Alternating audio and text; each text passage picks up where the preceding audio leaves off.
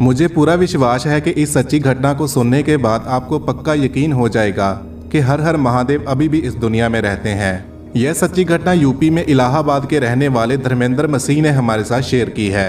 धर्मेंद्र अपने माँ बाप की इकलौती संतान है और भगवान की कृपा से उनके पास जमीन जायदाद भी काफी है।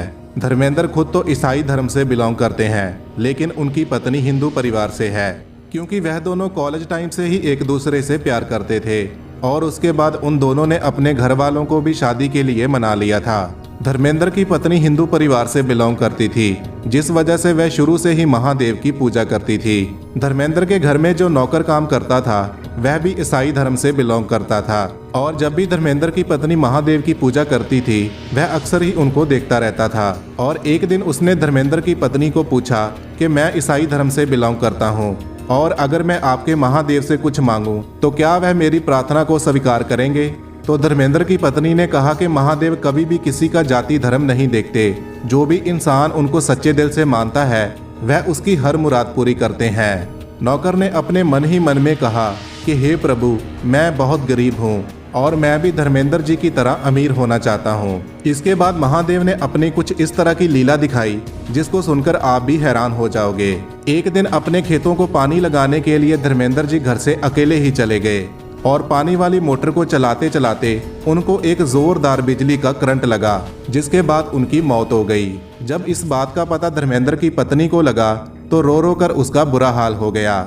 ईसाई धर्म के रीति रिवाजों के अनुसार धर्मेंद्र को कब्र में दफन करने के लिए ले जाया गया और उस समय धर्मेंद्र के हाथ में 2 सोने के कड़े और 3 सोने की मुंदरियां थी, जिसको वहां खड़े कुछ लोगों ने बोला कि लाश को दफन करने से पहले सोने को उतार लीजिए, लेकिन वहां खड़े धर्मेंद्र के माँ बाप ने सोने को उतारने को मना कर दिया, क्योंकि उनका कहना था कि धर्मेंद्र हमारी इकलौती संतान थी और उसके चले जाने के बाद यह सोना हमारे किसी भी काम का नहीं। जिसके बाद वह सोना नहीं उतारा गया और ऐसे ही धर्मेंद्र को कब्र में दफन कर दिया गया। यह सब कुछ वहां खड़ा धर्मेंद्र का नौकर भी देख रहा था।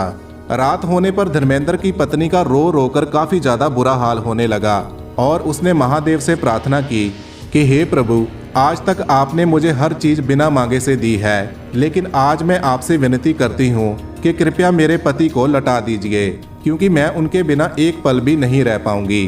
दूसरी तरफ धर्मेंद्र का नौकर भी बहुत रो रहा था और रोते रोते उसको धर्मेंद्र के हाथ में पड़ा हुआ सोना याद आया और उसने अपनी पत्नी को बोला कि क्यों ना धर्मेंद्र के हाथों में जो भी सोना पड़ा हुआ है उसको मैं उतार कर ले आता हूँ, जिसके साथ हमारी थोड़ी सी गरीबी दूर हो जाएगी। तो उसकी पत्नी ने बोला कि ठीक है, आप वह सोना ले आओ।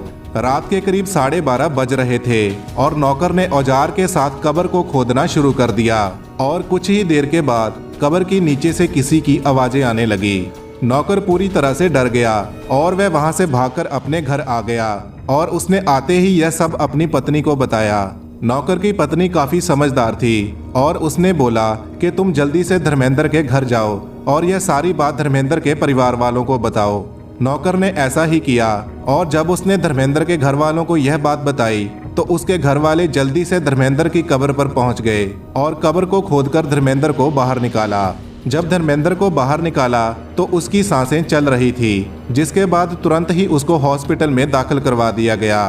3 दिन के बाद धर्मेंद्र जी पूरी तरह से ठीक हो गए और हॉस्पिटल वालों ने भी उनको छुट्टी दे दी। घर आने के बाद जब यह पूरी बात धर्मेंद्र जी को बताई गई तो धर्मेंद्र जी ने बोला कि मैं अपनी जमीन से आधी जमीन अपने नौकर के नाम करना चाहता हूँ, क्योंकि अगर वह रात को मेरी कब्र पर नहीं आता तो कब्र के अंदर मैं दोबारा से जिंदा होकर दोबारा से मर जाता। इसलिए मैं अपनी आधी जायदाद अपने नौकर के नाम कर रहा हूँ। पता चला है कि आजकल वह नौकर काफी ज्यादा अमीर है और वह कई तरह के गरीब लोगों की मदद भी करता है। दोस्तों, इस घटना को देखने के बाद कई लोगों का तो यह कहना है कि यह महादेव की कृपा है, लेकिन वहीं पर कुछ लोगों का कहना है कि कब्र के अंदर करंट को जमीन ने चूस लिया, जिसकी वजह से धर्मेंद्र जी की सांसें दोबारा से चलने लगी। दोस्तों, आपके इसके ऊपर क्या विचार है, कृपया हमें कमेंट बॉक्स में जरूर बताइए। धन्यवाद।